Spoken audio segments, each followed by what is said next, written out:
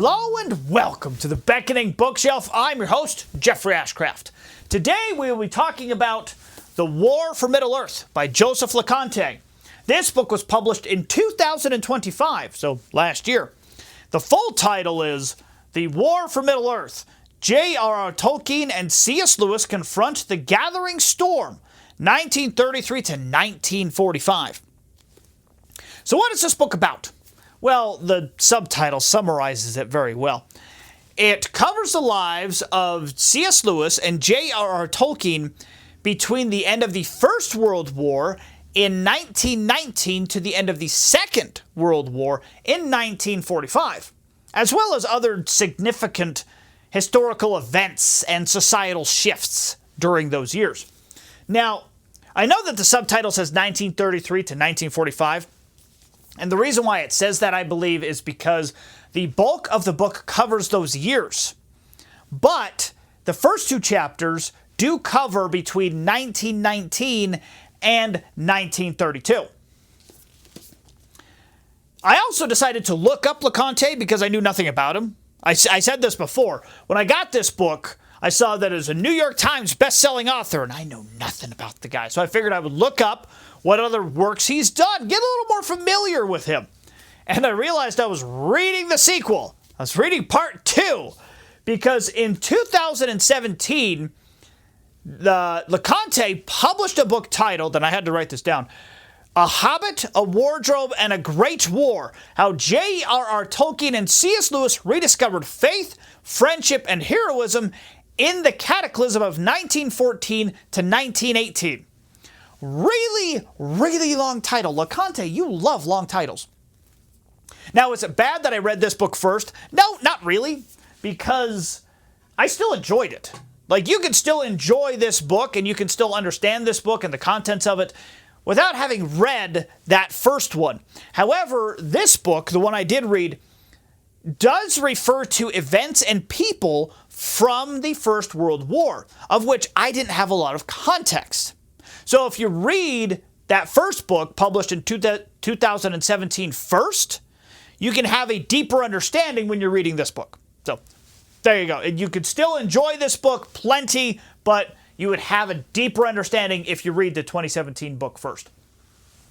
Now, as we do with history books, we have to take a look at, is it well written, and is it historically accurate? Well, first off, it is very well written. Loconte, he has a good way to just convey the depth and the magnitude of the lives and works of J.R.R. Tolkien and C.S. Lewis, as well as the significant events that were happening at that time. So, to put it simply, it isn't a boring read. And it's also pretty easy to follow for the most part. Honestly, you get so much information that it kind of seems like a little overwhelming at times. There were times where I really felt like I really should be taking notes in order to really understand what's going on. It was kind of like I was looking too closely at singular pieces of a jigsaw puzzle and not seeing the full picture because I was just looking too closely. So that is to say, if you read this book, you may want to take your time, and if you really want to understand stuff, you're going to have to do some additional research, some additional reading, and you can just become a massive expert on this time period and on Tolkien and Lewis, and this could be a great starting off point for that. So, is it historically accurate? Yeah, I do believe it is. And, well, first off, it has a lot of sources in the back. Like, a lot of sources.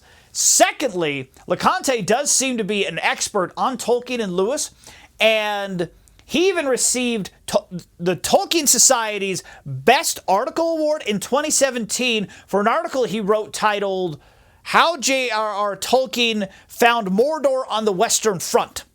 So Loconte does seem to know what he's talking about.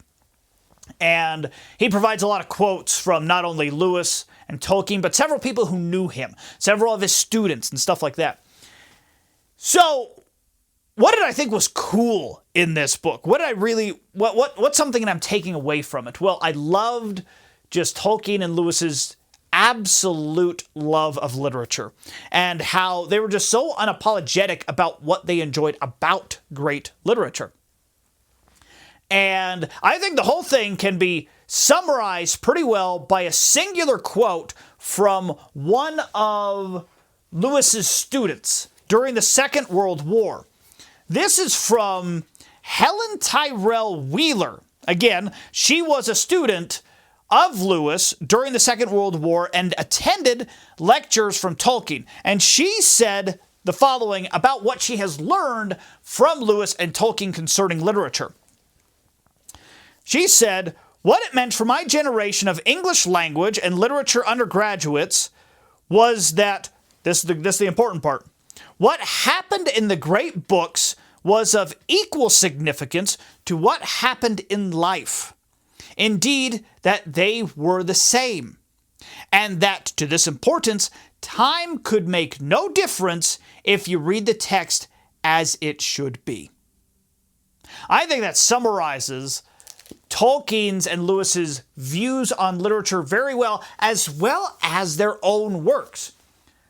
The works of Tolkien and Lewis are so fantastic and grand that they cannot be confined in time. That's why they're still so popular and talked about and well known today, because they are just that well written, and the morals and lessons and characters, they all traverse time. Even though these books were written, like 60 years ago now? It's a long time. We can still relate to them. We can still learn from them, particularly in the fact that their works, their writings, their books help teach us that yes, there is cruelty in the world, and the world can be scary. But at the same time, there are heroes to face that darkness, and we can sometimes be those heroes. So, yeah, I love everything that I learn about when it comes to Tolkien and Lewis, and this book was just a really good addition to all of that. So I really enjoyed it. That is all I have for you today. Have you read anything of from Joseph Loconte? And have you read this one in particular? And if you have, what do you think of it? Thank you for being here. Thank you always for being here. You are amazing. Now go find yourself a good book.